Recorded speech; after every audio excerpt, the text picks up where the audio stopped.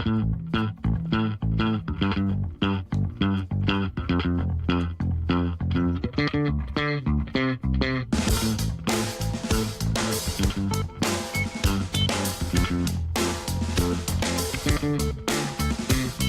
News Talk, Tom Shalhoub here with Andy Levy and still Rob Long, who seems to be checking his email. Is that what you're doing over there? Checking Twitter. I was checking to see what the that's good. social media response was to You our keep up performance. on our listeners. That's right. Yeah. I should check Twitter more often. You should. See what they're saying. Are you Maybe on the Twitter? Keep me on my toes. I'm on the Twitter, and but I do.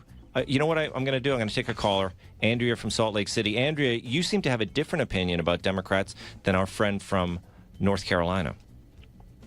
Yeah, I do. So, as with anything, stress can bring growth. And from what I can tell with the Democratic Party is that there's not a whole lot of stress going on. In fact, they're presenting a really united front when it comes to their rhetoric.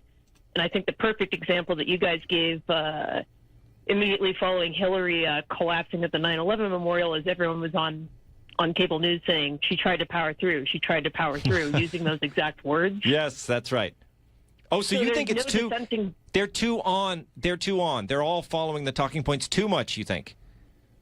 Absolutely, and there's no dissenting voices in the party, which may appear unseemly, but that's an opportunity to allow for debate and ideas and to refine positions and really sell them to the public, and they're just not doing it. Andrea, you're so right. Rob, what do you think of that? The idea that you have Republicans. I mean, there is so much infighting in the Republican Party. Infighting is healthy, is it not? And the Democrats don't have it. They need some more infighting. Well, they had it. They used to have it. Look, I mean, the Democratic Party is a really good model for everyone.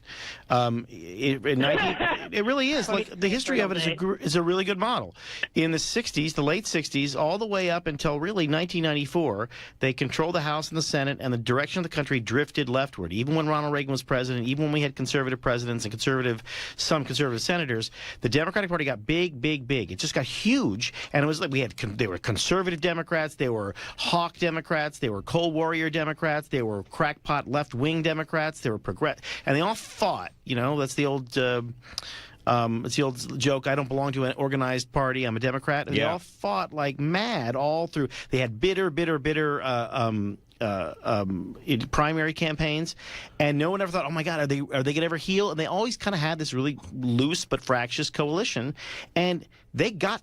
I mean, we forget the country moved steadily leftward from 1964 to really Barack Obama, and Republicans, even when they were in charge, were basically just trying to bail the water out and try to push it back a little bit. I mean, that's conservatism. They're trying to hold the line, right? Yeah, they're doing what they can do, but the country was the House and the Senate were overwhelmingly liberal. The country seemed to want big government, right? And the country kind of still does. That's one of the problems with the country. They like big government. So that kind of fractiousness, I think you're right, would help them, help them maintain a certain amount of strength and hold together a coalition to get things done. I don't like what they did, but that's how they did it. That's how they did it. Thank you, Andrea.